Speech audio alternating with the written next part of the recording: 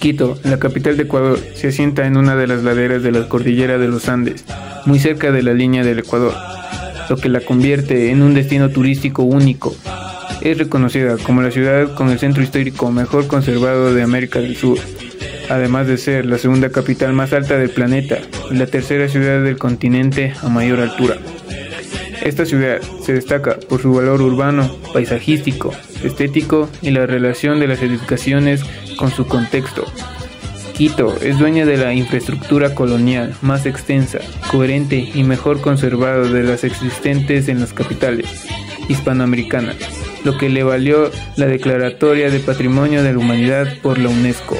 Este precioso patrimonio nacional, chuyaquiteño, tú constituyes también la gloria de este Quito. El centro histórico de Quito ha sido desde hace 4 siglos el espacio de mayor importancia simbólica de la nación ecuatoriana. Aquí el español Sebastián de Benalcázar fundó la villa de San Francisco de Quito en 1534.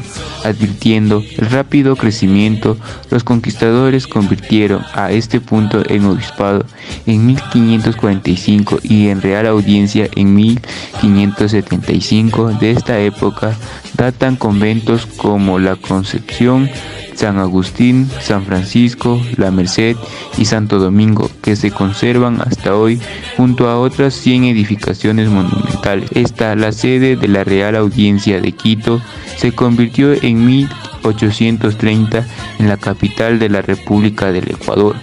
A partir de entonces, esta población construida en estilo colonial español sufrió algunas modificaciones, sobre todo en el periodo presidencial de Gabriel García Moreno, quien en 1870 ordenó la construcción de nuevos edificios de corte neoclásico. Lamentablemente, durante varios años estuvo algo descuidado, lo que contribuyó al deterioro de muchas de sus edificaciones y a que sus calles se vieran invadidas por el comercio informal. Esto no solamente le restó belleza, sino que contribuyó a que el sector sea poco seguro. El deterioro del lugar empezó en 1930, cuando trasladó la residencia de los habitantes del centro hacia nuevos lugares en el norte. Hizo que muchas edificaciones del centro histórico quedaran abandonadas para ser posteriormente habitada por pobladores pobres y migrantes del campo. Pero esto cambió desde el año 1995, cuando inició el programa de la empresa de desarrollo del centro histórico, impulsó para devolver a este lugar maravilloso su esplendor y antoño de él se pueda disfrutar en la actualidad. En 1985 fue sacudida por un terremoto que afectó las edificaciones. El Congreso creó el Fondo de Salvamento del Patrimonio Cultural, FONSAR, para que trabaje en la restauración, conservación y mantenimiento del patrimonio de Quito y de sus alrededores mediante diversos proyectos, así como conservar vivas las costumbres y tradiciones que reflejan la identidad de los quiteños. Caminar por el centro histórico de Quito en la actualidad, ahora que ha sido recuperado casi por completo, se ha convertido nuevamente en una experiencia muy placentera. Leyenda del Cantuña. La leyenda del Cantuña, conocida como la primera leyenda del Ecuador, que posee una gran historia del desafío de Cantuña contra el diablo. Cuenta una leyenda que Cantuña, un indígena constructor famoso y descendiente directo del gran guerrero Rumiñahui, los padres franciscanos le encargaron la gran tarea construir un atrio para una iglesia en Quito, conocida como la iglesia de San Francisco. La paga era considerable, pero tenía que cumplir un plazo de 6 meses, caso contrario no le pagarían nada. Cantuña, al ver que el plazo llegaba a su fin y la obra no estaba concluida, porque el trabajo no era nada fácil, le invadió su desesperación y su sufrimiento llegó a oídos del diablo. El demonio se presentó ofreciendo realizar un pacto con las siguientes condiciones. Cantuña le entregaría su alma como pago. Cantuña aceptó y miles de pequeños diablillos empezaron a trabajar. En cuanto la oscuridad cayó en la ciudad. De pronto, Cantuña se dio cuenta de la rapidez con la que trabajaba y que su alma estaría destinada a sufrir castigos por toda su eternidad. Así que decidió engañar al demonio. Cantuña tomó la última piedra de la construcción y la escondió. Cuando el diablo creyó que había terminado la obra en el plazo establecido, se acercó a Cantuña para tomar su alma, pero Cantuña dijo: el trato se ha incumplido. Lucifer, asombrado, vio como un simple mortal lo había engañado, y así Cantuña salvó su alma, y el diablo, sintiéndose burlado, se refugió en los infiernos sin llevarse su paga. La loma grande y la Guaraba. La Basílica del Voto Nacional, también conocida como la Basílica de la Consagración de Jesús o Basílica de San Juan, es un edificio religioso de estilo neogótico del centro histórico de Quito. Por sus dimensiones y estilo, estuvo considerado como el templo neogótico más grande de América, además de ser el templo religioso más alto de Hispanoamérica hasta el 2017, cuando fue alcanzado por la Catedral Basílica de Nuestra Señora del Rosario de Manizales. La Basílica del Voto Nacional surgió de la idea de construir un monumento como perpetuo recuerdo de la consagración de la República del Ecuador al Sagrado Corazón de Jesús, planteada por el padre Julio Matovelle, diputado de la República en 1883. El proyecto fue contratado en Francia por el arquitecto francés Emilio Tarlier, que ya había tenido experiencia en construcciones similares en España, Francia e en Inglaterra. El presidente Luis Cordero Crespo expide el decreto para iniciar los trabajos el 23 de julio de 1883, aunque en la práctica se ejecutó durante la presidencia de José María Plácido Camayo, quien ratificó el decreto el 5 de marzo de 1884. La construcción